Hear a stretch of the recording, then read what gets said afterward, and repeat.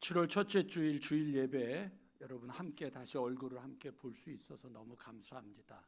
여러분을 위해 남은 6개월 새롭게 열어주시는 6개월이 주님의 은혜 가운데서 힘있는 6개월이 되기를 주님의 이름으로 간절히 축원합니다. 우리 옆에 있는 분하고 6개월 동안은 죽지 않을 겁니다. 걱정하지 마십시오. 힘내십시오. 우리 인사 좀 하겠습니다. 힘내십시오. 힘내십시오. 네, 반갑습니다.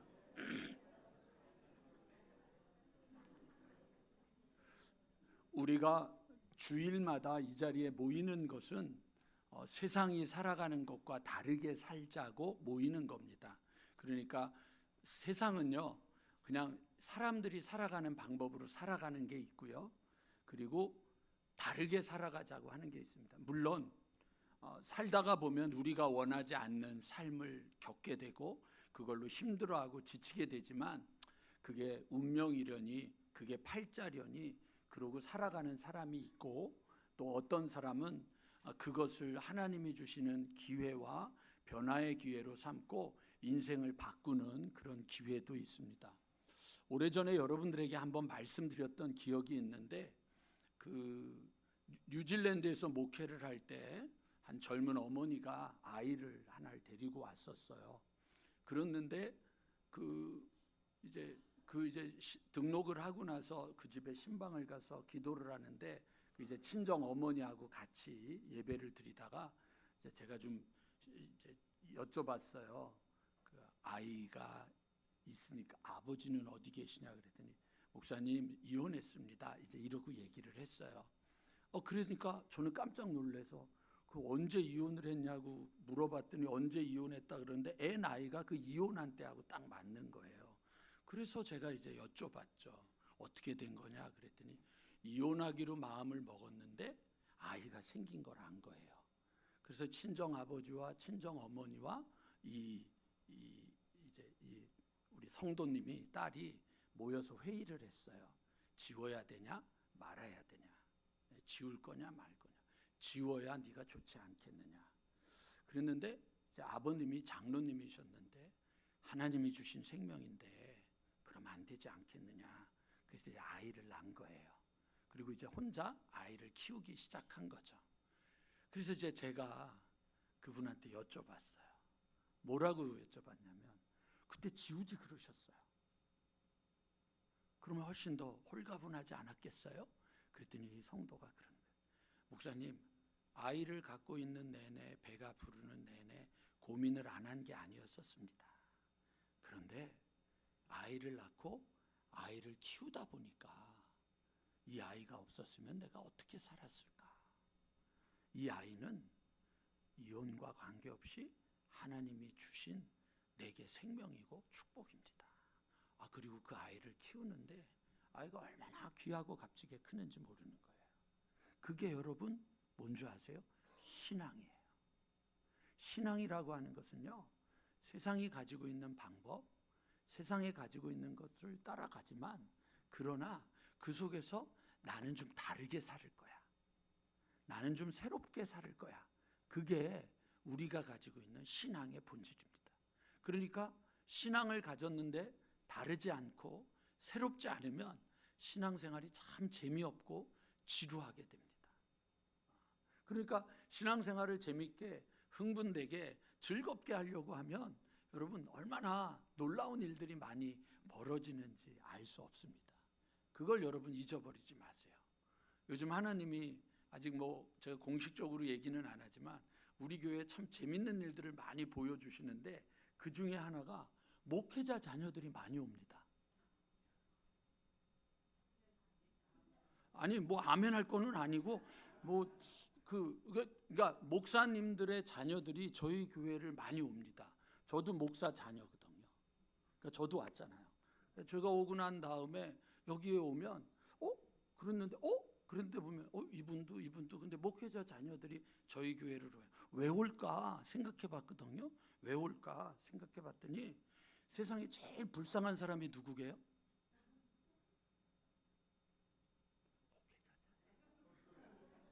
세상에서 제일 불쌍한 사람이 누구게요? 목사 자녀예요. 목사 자녀가 목사예요? 아니에요. 근데 목사처럼 대우를 해요. 교인들이. 너 목사 아들이니까, 너 목사 딸이니까. 그러고 사니까 이 아이들이 불쌍해요. 그러니까 여러분, 저 너무 불쌍하게 살았어요. 반응을 안 하는 거 보니까 넌 아닌 것 같은데 뭐 그래. 오늘 예배 끝나고 나면 여러분들 저를 보고 많이 힘드셨죠? 그럼 이거는 목사 자식이 아니면 알 수 없어요. 목사들도 몰라요. 목사 자식만 알 수 있는 거예요. 그렇죠? 세계 아버지 목사님 아니잖아. 그렇지? 알고 계시는 거예요. 그러니까 삶은요, 누구나 다 힘들고 다 어려운 부분들이 있어요. 우리 아들이 얼마나 울었는지 몰라요. 애가 교회에서 공을 갖고 장난을 하다가 너 그러다가 자꾸 교회 망가뜨리면 안 된다고, 얘는 목사 아들이니까 그렇게 얘기를 한 거예요. 근데 사고가 났어요. 사고가 났는데 애가, 사고를 낸 녀석이 울고불고 난리를 친 거예요. 그래서 우리 아들이, 야, 네가 그거 잘못해서 그렇게 된 거잖아. 그러고 났는데 그 교인 부모가, 애 부모가 와서 우리 아들 때문에 얘가 사고를 낸 거라고, 우리 아들 보고 사과하라고. 사과 안 하면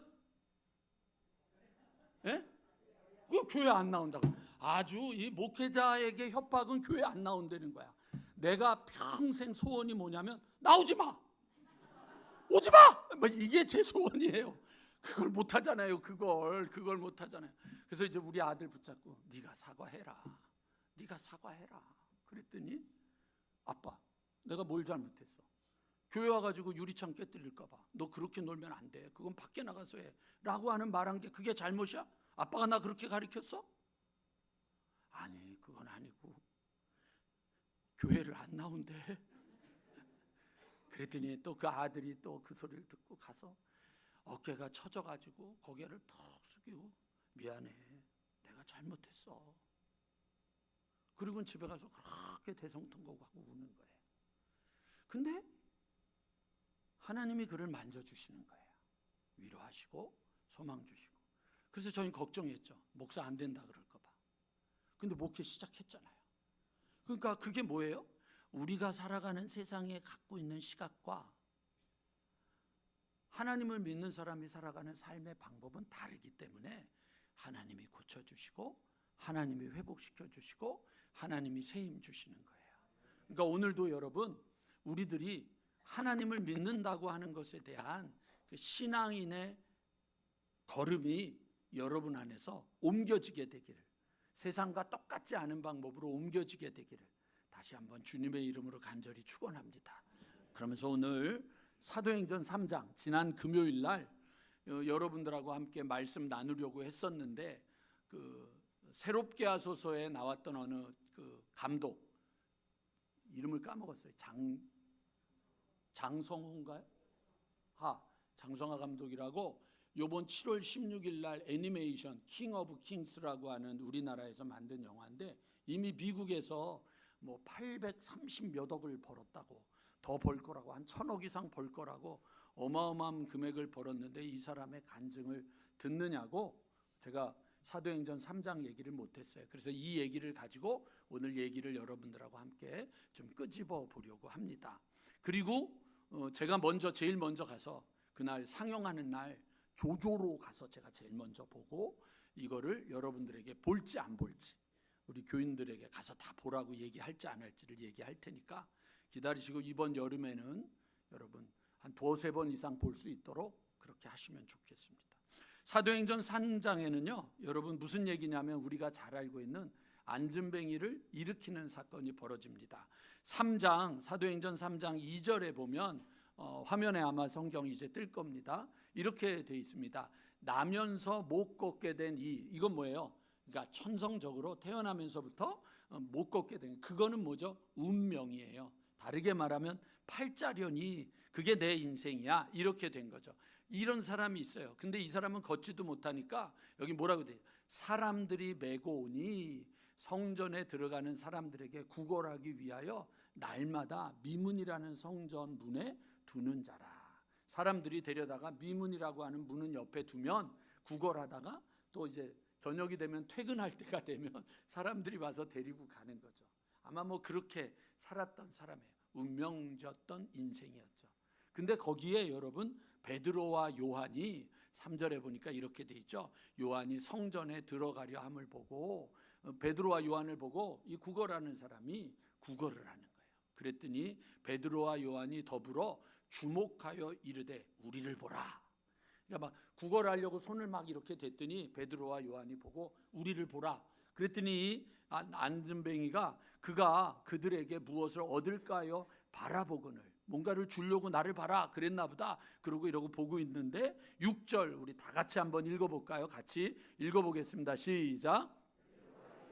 은과 금은 내게 없거니와 내게 있는 이것을 내게 주노니 나사렛 예수 그리스도의 이름으로 일어나 걸으라. 이렇게 했어요.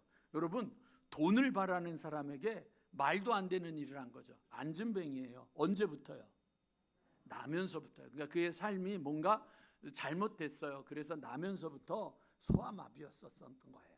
근데 일어나 걸어본 적이 없는 그에게 구걸하는 자에게 돈을 바라는 사람에게 손을 잡고 내가 너에게 줄 돈은 없지만 은과 금은 내게 없지만 내게 있는 것 그건 뭐냐? 예수의 이름으로 일어나 걸으라. 그리고 얘기를 했어요. 이게 여러분 뭐예요? 말도 안 되는 얘기죠. 말도 안 되는 얘기예요. 그런데 여러분 7절에 그게 말이 되기 시작했어요. 오른손을 잡아 일으키니 발과 발목이 골 힘을 얻고 8절에 뭐라고 돼 있어요? 뛰어 서서 걸으며 그들과 함께 성전으로 들어가면서 걷기도 하고 뛰기도 하며 하나님을 찬송하니. 모든 백성이 그 걷는 것과 마음을 찬송함을 그가 하나님을 찬송하는 것을 보고 10절 오늘 제가 얘기하고 싶은 거예요. 10절 같이 보겠습니다. 함께 읽습니다. 시작.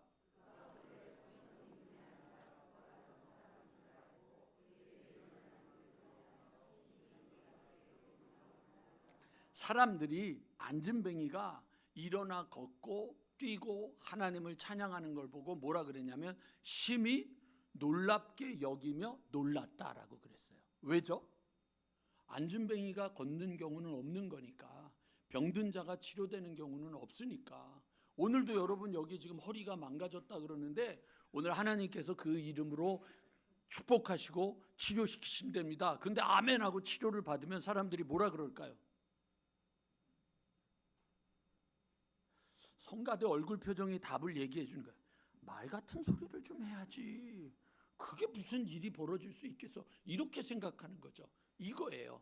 놀랍게 여기며 놀라니 어떻게 이런 일이 벌어졌지? 라고 이야기를 하고 있는데 근데 베드로가 보여준 표현은 너무 다른 거예요. 그게 12절이에요. 12절에 뭐라 그러냐면 베드로가 이것을 보고 백성에게 말하되 이스라엘 사람들아 이 일을 왜? 그렇죠. 왜 놀랍게 여기는? 놀라워가지고 와 이게 어떻게 이런 일이 벌어졌어? 라고 말하고 있는데 베드로는 아닌데? 그거 되는데? 이거예요. 오늘 여러분 우리 모두가 되는데 신앙이 되기를 원합니다. 예? 교회를 다니는 거예요. 운명. 이건 내 운명이야. 내가 그런 아버지와 그런 어머니를 만났기 때문이고 내 환경이 그런 것 때문이고 내 삶이 그렇기 때문에 이건 내 팔자야. 내 운명이야. 나 그렇게 살았어. 그러니까 앞으로도 그렇게 될 거야. 이게 여러분 세상이 말하는데 베드로는 뭐라고? 아니? 아닌데? 하나님은 그렇게 얘기 안 하셨는데? 라고 말하는 거죠.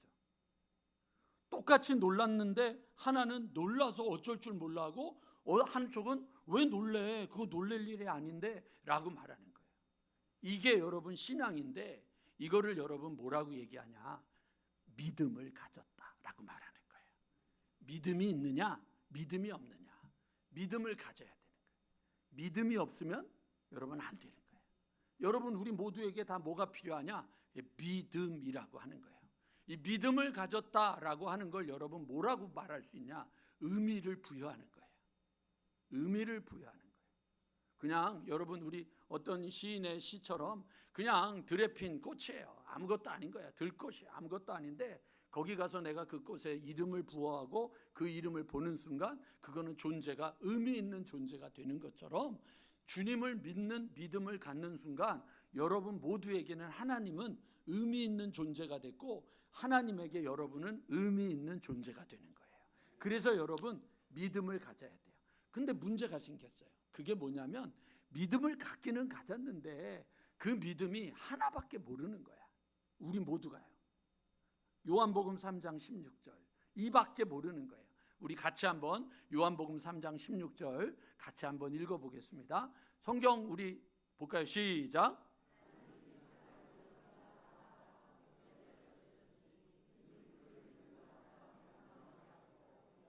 이것만 아는 거예요. 이거 우리가 가지고 있는 믿음이라는 게 뭐냐면 하나님이 우리를 보내주신 예수 그리스도를 믿으면 어떻게 돼요? 멸망하지 않고 구원을 얻는다. 이 믿음만 갖고 있는 거예요. 교회를 다니는 많은 사람들은 요한복음 3장 16절에 믿음만을 가지고 있는 거예요. 그래서 하나님이 주시는 믿음은 뭐예요? 예수 믿고 어디 가는 거예요? 천국 가는 거예요. 그래서 천국 간다니까 천국 티켓, 천국 열차를 탈 수 있는 그 티켓을 내가 가졌다. 그걸로 만족하고 사는 거죠. 그런데 믿음은 그것만 있는 게 아니거든요. 히브리서 11장 7절 거기에는 뭐라고 쓰여 있느냐면 믿음이 없이는 하면 하나님을 기쁘시게 하지 못하나니 하나님께 나아가는 자는 반드시 그가 계신 것과 또한 그가 자기를 찾는 자들에게 상 주시는 이심을 믿어야 된다. 믿음은요 하나님을 기쁘시게 한다고요. 여러분 인생을 살면서 하나님을 기쁘게 하는 삶, 맨날 하나님 앞에 뭘 달라고만 하는 삶이 아니라 하나님 앞에 여러분 하나님을 향하여 기쁨을 주는 삶이 되어야 되잖아요. 그게 여러분 우리의 삶이잖아요. 내가 하고 싶은 것들을 좀 내려놓고 하나님을 기쁘시게 하는 삶을 살아야죠. 여러분 아세요? 요즘 제가 AI 인공지능에 대한 책들을 좀 읽고 있어요. 인공지능에 대한 책들을 읽고 있는데 조만간 일반화되는 것 중에 하나가 인공지능이 오는데 슈퍼 인공지능 그게 존재를 하게 되는데 그 슈퍼 인공지능이 오면은 여러분 그 슈퍼 인공지능의 IQ가 어떻게 되는 줄 아세요? 어느 정도 될 것 같아요? 만이 넘는데요. 만. 우리는 지금 IQ가 150만 돼도 천재라 그러고 160 그럼 놀라는데 그 슈퍼 인공지능이 우리에게 오면 그런 되는 거예요. 그래서 여러분 검사들이 판사들이 판결을 내리려고 이렇게 막 읽는 걸 일주일 내내 읽는 자료를 그냥 집어넣으면 10초 안에 답이 다 나온대요. 의사들이 판단하는 진료보다 인공지능이 판단해서 이 사람은 뭔데 어떻게 하면 됩니다라고 만나는 것이 훨씬 낫다는 거예요. 미국에서는 이미 인공지능 그 의사들이 진료를 하는데 진료를 끝나고 나서 여러분들 이 환자들한테 물어본대요. 의사들을 만나는 게 좋겠냐? 인공지능 의사를 만나는 게 좋겠냐? 어느 걸 좋다 그럴 것 같아요? 왜요? 인간들은 하도 교만해가지고 의사들이 교만해가지고 인간같이 안 돼야 안 되는 거예요. 막대 안 되는 거예요. 근데 이 인공지능은 대로 인간을 너무 인간답게 대우해줘서 인공지능한테 치료를 받고 싶대요. 그래서 여러분 지금 의사들이 없어지기 시작했어요. 판사들, 검사들이 없어지기 시작했어요. 근데 우리 교회는 전혀 이거에 대해서 놀라지도 반응하지도 않는 걸 보면 역시 우리 시대는 조선시대를 살고 있는 것 같은 거야. 왜? 이러다가 죽으면 되지. 시대가 이렇게 바꿔가고 있는데 바뀌지 않는 게 하나 있단 말이에요. 그게 뭘까요? 인공지능이 할 수 없는 게 있어요. 그건 무엇이냐면 우리는 하나님의 형상대로 지어졌다는 거죠. 이게 아멘이 안 되는 이유는 그렇게 그냥 나는 죄송합니다 이런 표현 쓰다 그지같이 태어나서 그지같이 죽는 존재다 이렇게 생각하는 거죠. 아니요. 우리는 어느 누구도 우리가 실수라고 생각하는 그것까지도 하나님은 이미 창세 전부터 우리를 지으셨거든요. 그러니까 우리들의 삶에서 믿음을 갖는다는 건 슈퍼컴퓨터가 AI 인공지능이 가질 수 없는 우리들만의 힘이거든요. 그 믿음이 있는데 그 믿음이 여러분 우리를 구원할 뿐만 아니라 하나님을 기쁘시게 한다. 또 있어요 여러분. 요한일서 5장 4절에 보면 하나님께로 난 자마다 무릇 하나님께로 난 자마다 세상을 어떻게 한다고요? 이긴다. 이 세상을 이길 수 있는 세상에서 여러분들 우리가 환난을 당하고 멸시를 당하나 너희는 담대하라. 내가 세상을 이겼노라. 예수님이 말씀하셨는데 여기 뭐라고 하나님께로 난 자마다 세상을 이기는데 세상을 이기는 승리는 이것이니 그 다음에 뭐라고 돼 있어요? 예, 우리의 믿음을 가진 자가 이 세상에서 이기는 자, 승리하는 자가 되는 거예요. 지지 마세요. 세상이 말하는 것에 지지 마세요. 세상이 조롱하는 것에 지지 마세요. 세상이 판단하는 것에 정죄받지 마세요. 하나님은 우리에게 이 세상을 이기는 여러분 승리를 주셨는데 그게 우리의 믿음이라고 하는 거예요. 그 다음에 여러분 더 놀라운 것은 로마서 5장 1절에 있어요. 이거는 여러분 제가 공동 번역, 이게 제일 번역이 우리나라에서 볼 때 이거는 로마서 5장 1절은 이게 제일 잘 됐어요. 우리가 읽고 있는 성경에는 우리는 믿음으로 말미암아 의롭게 되나니 이렇게 돼 있거든요. 근데 공동 번역은 뭐라고 돼 있냐면 이렇게 우리는 믿음으로 말미암아 어떻게 돼요? 하나님과 올바른 관계를 가졌습니다. 우리 주 예수 그리스도를 통해서 하나님과 평화를 누리게 되었습니다. 에베소서에 나오죠. 막힌 담을 하시고 하나님과 화평하게 하셨다. 이 표현을 또 다른 표현이기도 해요. 어쨌든 여러분 여기 뭐라고 되어 있냐면 믿음으로 말미암아 우리가 하나님과 관계가 열린 거예요. 그러니까 믿음을 가진 사람은 여러분 이 세상에 사는 문제에 한숨 쉬고 원망하고 투덜하는데 믿음을 가진 사람은 하나님께 나아가서 하나님께 이야기하는 거예요. 하나님 앞에 부르짖고 하나님 앞에 하나님 나 너무 속상해요. 하나님 나 저 인간들 때문에 너무 속상한데 하나님 저 좀 도와주세요. 이게 하나님과의 관계가 뚫렸다는 거예요. 뭐 때문에? 믿음을 가졌기 때문에. 그리고 이 세상에서 우리를 향하여 오는 것들에 대해서 승리할 수 있는 거예요. 그리고 하나님을 기쁘시게 할 수 있는 거예요. 믿음을 가지면 구원이 우리에게 주어지는 거예요. 그 믿음이 우리 여러분 모두에게 그리고 저에게 음팍교회 위에 임하게 되기를 주님의 이름으로 간절히 축원합니다. 믿음 없는 자가 되지 마시고 믿음 있는 자가 되세요. 도마에게 말했던 것처럼 믿음 없는 자가 되지 말고 믿는 자가 되라고 얘기했어요. 오늘 여러분 저희가 지금 나아가야 될 거는 예수를 믿는 믿음. 요한복음 3장 16절에서 그 다음으로 하나님과 여러분 올바른 관계를 갖고 하나님의 이름으로 승리하고 하나님을 기쁘시게 하는 믿음의 지경으로 나아가야 되는 거예요. 그런데 왜 그 일이 안 이루어질까? 얘기를 들으면 맞는 것 같은데 왜 그것들이 우리 안에서 이루어지지 않을까? 이유가 있어요. 그렇게 되는 이유가 있는데 그게 뭐냐면 여러분 마가복음 6장에 보면 그 이야기가 나와요. 마가복음 6장에 보면 예수님이 고향으로 가셔서 제자들을 가리키시는 얘기가 나와요. 가리키시는데 막 말씀을 가르치시는데 마가복음 6장 3절에 보면 이 사람이 그 고향 사람들이 마리아의 아들 목수가 아니냐, 야고보와 요셉과 유다와 시몬의 형제가 아니냐, 그 누이들이 우리와 함께 여기 있지 아니하냐 하고 예수를 어떻게 해요? 배척했다고요. 배척했다. 고향에서 배척받은 거예요. 제가 여러분들에게 방승기 목사 너무 부럽다고 그러긴 했는데 그날 와서 설교할 때 저는 태어나서 음팍교회에서 2년 목회하면서 제 설교를 들으며 그렇게 얼굴을 환하게 핀 분들을 못 봤어. 근데 박 목사 왔다고 얼굴이 환해져가지고 딱 맞이하고 끝나고 나서 인사를 하는데 예배 끝나고 저 밖에서 박 목사하고 인사하는데 너무 부러워. 어떻게 저럴 수가 있을까? 근데 그게 여러분 목사로 환영하는 게 아니야. 내 제자, 내 동생, 내 형, 누구 권사의 아들, 얘가 이렇게 컸어? 이게 너무 좋은 거야. 그게 좋은 거야. 제가 뉴질랜드에서 목회하다가 마포중앙교회 목사님이 저를 부르셨어요. 우리 아버님이 거기서 이제 목회를 하셨었거든요. 거기 목사님들이 그러고 얘기를 해요. 제 친구가 한 번은 이제 장로가 됐는데 전화를 해서 한 번은 그러는 거예요. 승지가 너 우리 교회 와서 담임하면 안 되냐? 그러니까 왜? 그랬더니만 저보고 뭐냐면 우리 교인들은 아직도 니네 아버지가 담임이라고 생각해. 그러니까 다른 목사님들이 와서 목회를 하는데 다 기준이 뭐냐면 서영선 목사님은 그렇게 안 했는데 서영선 목사님은 그렇게.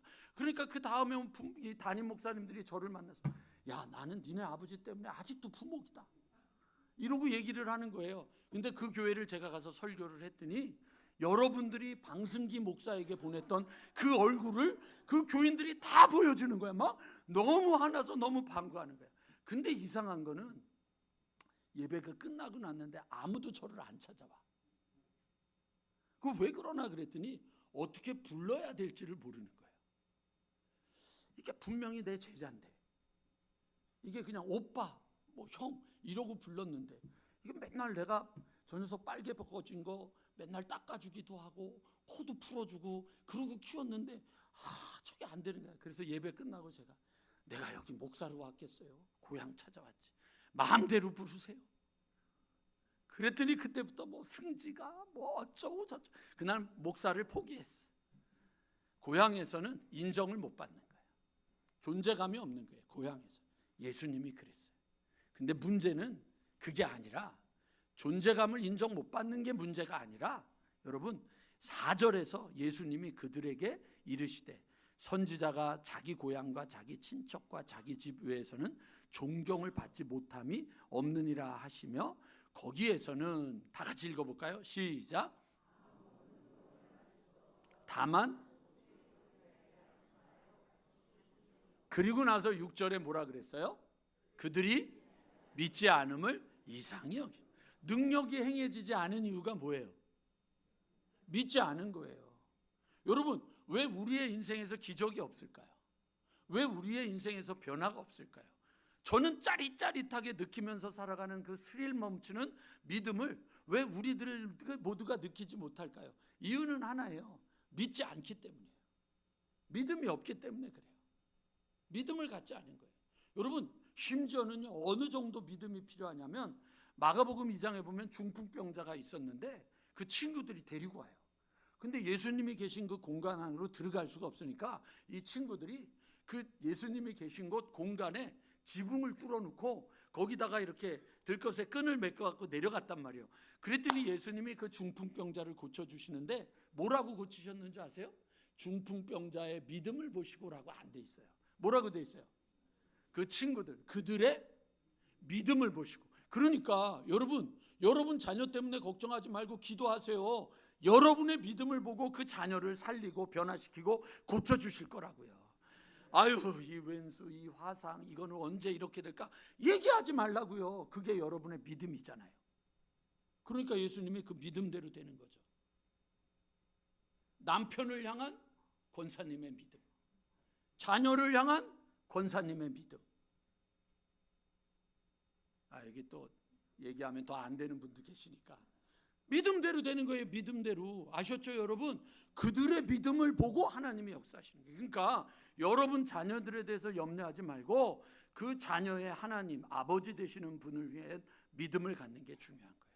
12년 혈루증 앓는 여자가 예수님을 만났어요? 못 만났어요. 예수의 얘기를 들은 거예요. 예수 만나고 사람이 고쳐졌대. 그러니까 이 여자는 자기가 가지고 있던 걸 다 허비하고 괴로움을 당하고 너무 더 병이 심해졌는데 예수님 지나간다는 소리를 듣고 뭐라 그랬어요? 예수님을 만나야겠다. 예수님이 나한테 안수기도 해줬으면 좋겠다. 예수님이 나에게 한마디만 해줬으면 좋겠다. 그것도 아니에요. 뭐 했어요? 그냥 지나가는데 가서 옷자락만 만져도 좋겠다. 그거 하나만 했어요. 옷자락만 만져도 좋겠다. 그리고 옷자락을 만졌는데 예수님이 가다가 멈춰서서 뭐라 그래요? 야, 뭐가 나갔다. 누가 내 옷 만졌다. 그랬더니 베드로가 뭐라 그래요? 지금 사람이 얼마나 많은데 그걸 누가 만졌는지 어떻게 알아요? 아니다, 나갔다. 능력이 나간 거죠. 그랬더니 놀래가지고 이 여자가 예수님 앞에 와서 무릎 꿇고 자기의 사정을 쭉 얘기를 하니까 예수님이 뭐라 그랬어요? 여인아, 가라. 너의 믿음이 너를 고쳤다. 믿음을 가져야죠. 여러분, 교회를 다니는 게 아니라 믿음을 가져야죠. 그 믿음을 가져야 되는 거예요. 마태복음 17장에는 예수님의 제자들이 귀신 들렸던 사람을 고치는데 못 고쳐요. 근데 여러분, 그 전에 10장에 보면 예수님이 능력을 주셔가지고 여러분 무슨 일이 벌어져요? 밖에 나와가지고 귀신을 쫓아내고 권능을 행하고 병을 고치는 일을 했었거든요, 제자들이. 그리고 나갔다 왔단 말이에요. 그러니까 자기들이 할 줄 알았던 거죠. 그때도 했었으니까. 근데 안 되는 거예요. 안 되는 거예요. 예수님이 변화산성에서 내려왔는데 제자들이 막 쩔쩔매고 있으니까 이 믿음이 없는 세대요. 그리고 예수님이 고치셨단 말이에요. 귀신을 쫓아냈다. 그러니까 제자들이 나중에 조용한 자리에서 예수님, 왜 우리는 못 고쳤습니까? 왜 못 고쳤습니까? 그랬더니 예수님이 뭐라 그래요? 믿음이 적은 까닭이다.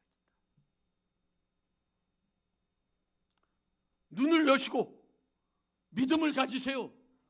눈을 감으면 믿음이 안 와요. 졸면 믿음이 안 오고 피곤하면 믿음이 안 와요. 눈을 떠도 믿음이 안 생기는 판에 눈까지 감으면 믿음이 안 온단 말이에요. 믿음을 가지려면 눈을 뜨고 귀를 열고 마음을 열어야 돼요.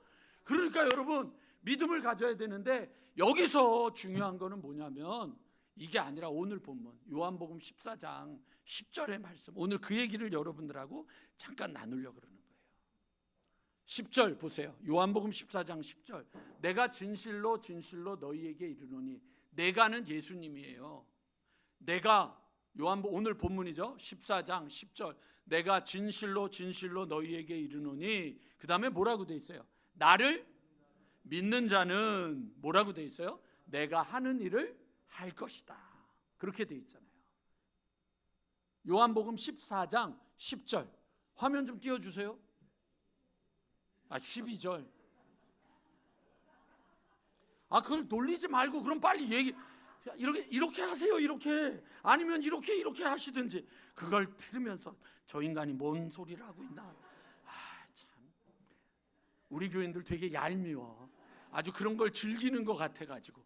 14장 12절 같이 읽어볼게요. 시작.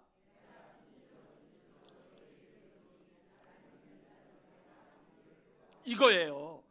내가, 예수님이 말하는 거예요. 진실로 진실로 내가 진짜 정말 내가 진짜 얘기를 하는 게 이런 거예요. 너희에게, 누구에게? 음파에게. 음파교인은 김도윤 권사님 하나밖에 없어.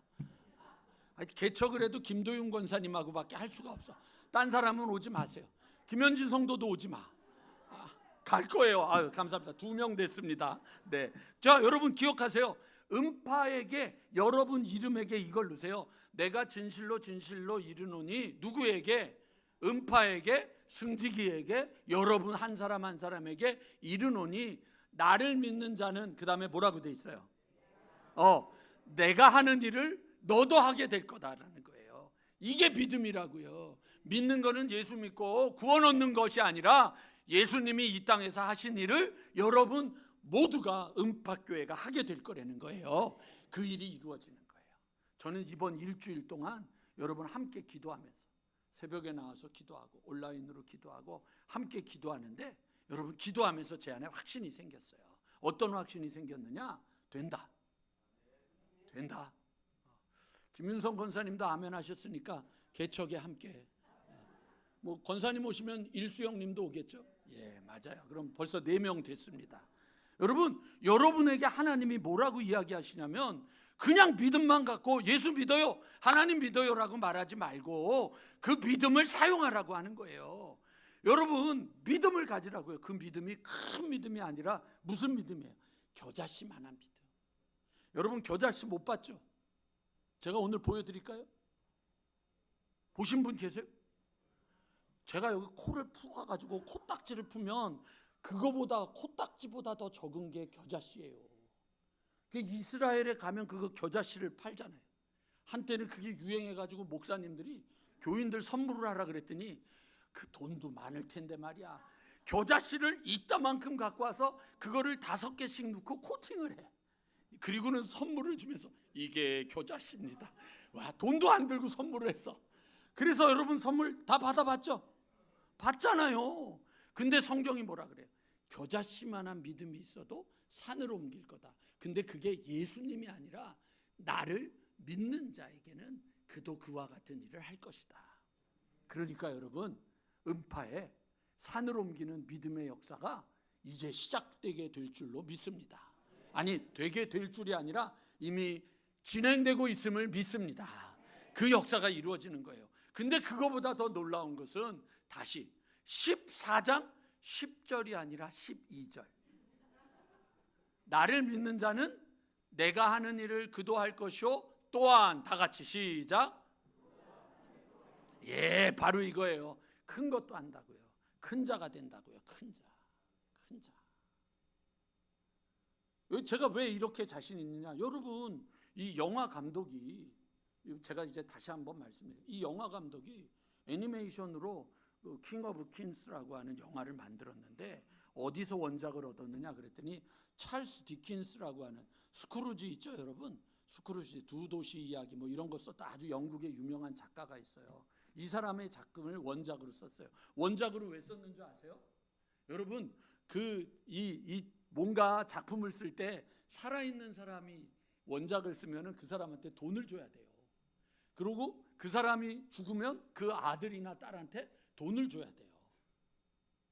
아셨죠, 여러분? 근데 저자도 죽고 자식도 죽고 그게 다 1800년대 거니까, 그러니까 그거 내가 써도 돈이 안 들어요. 그래서 원작을 갖다 쓰는 거예요. 여러분 요즘 가수들 노래 부르면, 여러분 그 가수들 노래 부를 때마다 우리가 다 돈 주잖아요. 노래방 가서 여러분 노래 부르면, 아니 근데 이분들은 다 조선시대를 사나 이걸 모르는 것 같아요. 가수 노래 부르면 그거 부르는 것만큼 다 그거 들어가잖아요. 그런데 여러분 베토벤의 5번 교향곡 운명을 여러분 교향곡 하면 돈 누구한테 줘요? 안 줘요. 죽었기 때문에, 오래됐기 때문에. 그러니까 제 책의 인세도 저하고 우리 아들까지밖에 못 받아요. 손자는 못 받아요. 이렇게 되는 거예요. 그런데 이 사람이 그걸로 한 거예요. 요즘 세상에 누가 예수를 믿어요? 예수를 믿지 않는 거예요. 근데 목숨을 걸고 10년 동안 이 작품을 만들어서 미국에서 상영을 한 거예요. 원래 목표가 한국이 아니라 미국에서. 근데 여러분 수입이 800억이 넘게 들어왔다. 큰 일을 행하게 하시잖아요, 하나님이. 전 그게 믿음이라고 생각하는 거예요. 그런데 왜 이 일을 했느냐? 그랬더니 내가 하나님 앞에 쓰게 될 텐데, 하나님이 나한테, 내가 너한테 재능 줬는데 그 재능 갖고 뭐 하다 왔냐? 뭐 하다 왔냐라고 얘기를 하면 말을 해야 될 거 아니냐는 거예요. 뭔가 얘기를 해야 될 거 아니냐는 거예요. 하나님이 우리에게 물질을 주셨다고요. 하나님이 우리에게 재능도 주셨다고요. 하나님이 우리에게 여러분 힘도 주시고 젊음도 주셨다고요. 하나님이 아직도 예배드리러 걸어서 나올 수 있도록 여기에 있게 하셨다고요. 그렇게 해주셨다고요. 그런데 너 그걸로 뭐 했냐? 그거 답하려고 했다는 거예요. 그거 답하려고. 그리고 그 일을 하면서 고난 가운데서 하나님이 역사하시는 것을 봤다는 거예요. 주일날, 금요일날 저하고 같이 봤던 분들은 알지만 그 첫날 그 영화를 보고 그 울고 있는 사람들의 영상들을 쫙 틀어가지고 보여줬었거든요. 저 그 얘기하고 싶은 거예요.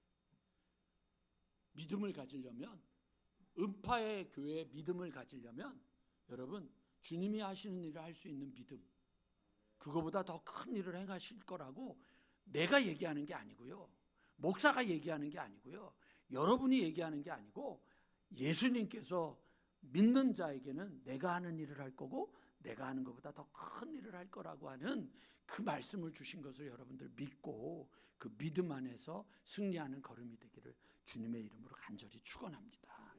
그 얘기하는 거예요. 그 얘기. 그래서 이제 마지막으로 벌써 가서 반주자가 앉기 시작했으니, 요즘 우리 황유정 자매가 피아노를 안 치더니 너무 이뻐졌어요. 그래서 너는 피아노 전공이 아닌가 보다 그랬더니 이뻐졌다는 얘기가 더 좋은가 봐. 얼굴이 환해졌어요. 하던 것들이 스트레스가 되면은 힘이 들거든요. 주님을 믿는 것은 여러분 스트레스가 아니에요. 주님을 믿는 것은 기쁨이에요. 그 기쁨으로 믿음을 가지게 되면 여러분 하나님께서 역사하시거든요. 그럼 하나님께서 예수님이 육신을 입고 이 땅에서 하셨던 일들을 우리도 할 수 있고 그거보다 더 큰 일을 하실 거예요. 여기서 그럼 우리가 어떻게 그 일을 할 수 있을까? 두 가지만 말씀드릴게요. 첫째는 요한복음 14장 오늘 본문에 보면 여러분들 나오죠? 뭐라고 나오느냐면 16절에 나와요. 내가 아버지께 구하겠으니 그가 또 다른 보혜사를 너희에게 주사. 요거 제가 설명 많이 드렸던 거 기억하시죠? 보혜사가 아니라 뭐라고요? 또 다른 보혜사. 그러니까 이미 예수님이 우리의 보혜사가 되신 거예요. 근데 예수님이 떠나면서 나와 같은 일을 할 성령을 보내주시겠다는 거예요. 보혜사 성령이 너희에게 임하시고. 아셨죠? 그러니까 성령이 너희에게 임하시면 사도행전 1장 8절 너희가 권능을 받고 성령이 임하시면 권능을 받고 예루살렘과 유다와 사마리아와 땅끝까지 이르러 내 증인이 되라 그랬잖아요. 외우지 마시고 사세요. 성령을 만나니까 권능을 받고 땅끝까지 이르러 내 증인이 되는 거예요. 그러니까 믿음을 갖는데 지금부터는 여러분 성령을 사모하세요. 성령님 나를 만나주세요. 방언 못하세요? 방언 사모하세요. 사모하세요? 더 사모하세요. 할렐루야 할렐루야 할렐루야 100번 하면 방언 받는다는 그런 이상한 진짜 김밥 옆구리 터지는 소리는 하지도 마시고 사모하는 마음으로 기도하다가 성령님이 주시는 거지. 그걸 무슨 할렐루야 할렐루야 할렐루야 할렐루야 이게 말이나 돼요. 이게 무슨 내가 그 무슨 성령을 불러요. 성령님이 역사하시는 거지. 착각하는 사람들이 많아요. 그런 거 아니에요. 그러니까 사모하세요. 간절하게 사모하세요. 그분이 뭐라 그랬어요? 보혜사 또 다른 보혜사 성령님을 너희에게 보내주실 건데 오시면 어떻게 한다고요? 영원토록 너희와 함께 할 것이다. 성령을 사모하세요. 큰 믿음을 갖기 위해선 우리만이 아니라 성령을 사모하셔야 돼요. 두 번째, 사도행전 10장 45절.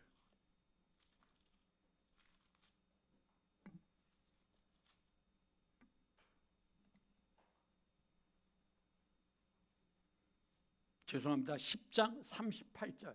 요즘 제가 몇 번 말씀드렸던 구절인데 같이 천천히 읽고 우리 마무리합니다. 시작. 나사렛 예수에게 성령과 능력을 기름 붓듯 하셨음에 저가 두루 다니시며 착한 일을 행하시고 마귀에게 눌린 모든 자를 고치셨으니 이는 하나님이 함께 하셨습니다. 예수님에게도요, 육신을 입고 온 제한받는 예수님에게도 하나님께서 성령과 능력을 기름 붓듯 하셨다라고 돼 있어요. 그러니까 여러분 성령 받으셔야 돼요. 성령을 사모하셔야 돼요. 자, 그럼 이제 여러분들 눈빛이 저에게 얘기를 합니다. 목사님, 그러면 성령을 받으려면 어떻게 해야 됩니까? 라고 얘기를 하잖아요. 사도행전에는 성령 받는 이야기가 딱 세 가지 나옵니다. 하나는 뭐냐면요, 기도할 때 성령이 임하셨습니다. 기도할 때 성령이 임하셨습니다. 두 번째, 말씀이 선포될 때 베드로가 말씀을 고넬료의 집에서 선포하고 있을 때 성령이 그들 가운데 임했습니다. 그때 베드로와 함께했던 사람들이 우리에게 임했던 성령이 여기도 임하지 않았느냐라고 얘기를 했어요. 성령이 임하십니다. 세 번째, 여러분 언제냐? 바울이 에베소 교인들에게 안수기도를 할 때 성령이 임하셨습니다. 그 안수기도는 제가 안수를 해서 그게 아니고요. 그거는 정말로 하나님의 은혜인 겁니다. 그러니까 여러분 성령님을 받고 성령님 안에서 그 큰 믿음, 주님이 하신 일을 하는 믿음, 주님이 하신 것보다 더 큰 일을 하겠다고 말씀 주신 그 믿음을 가지고 여러분들의 믿음을 사용하는 음파교회가 되기를 원합니다. 음파는요, 믿음을 가진 자들이 믿음을 사용하는 믿음의 역사가 있게 되는 그 교회입니다. 이번 7월에 우리 청년들이 그 믿음의 역사에 첫 발을 디딜 때 기도하세요. 그리고 우리 어린이들이 여러분 얼마나 놀라운 교회예요. 여름 성경학교 하려고 미국에서도 오잖아. 얼마나 놀라운 일이에요. 미국에서도 오잖아요. 여러분 학생들이 모이고 우리 작년 성경학교를 2회째 이제 하잖아요. 놀라운 하나님의 역사가 우리를 사로잡고 우리의 교회를 사로잡고 우리를 붙잡고 나아가려고 하는데 거기에 앉아있는 안주하는 신앙, 변하지도 않고 바뀌지도 않고 달라지지도 않으려고 하는 그냥 뭉개는 신앙 되지 마시고요. 변화를 주시는 주님의 역사를 따라서 성령님의 기름 부으심을 받고 우리도 주님처럼 주님이 하신 것보다 더 놀라운 일을 하는 믿음을 가진 하나님을 기쁘시게 하는 삶의 걸음이 되기를 주님의 이름으로 간절히 축원합니다.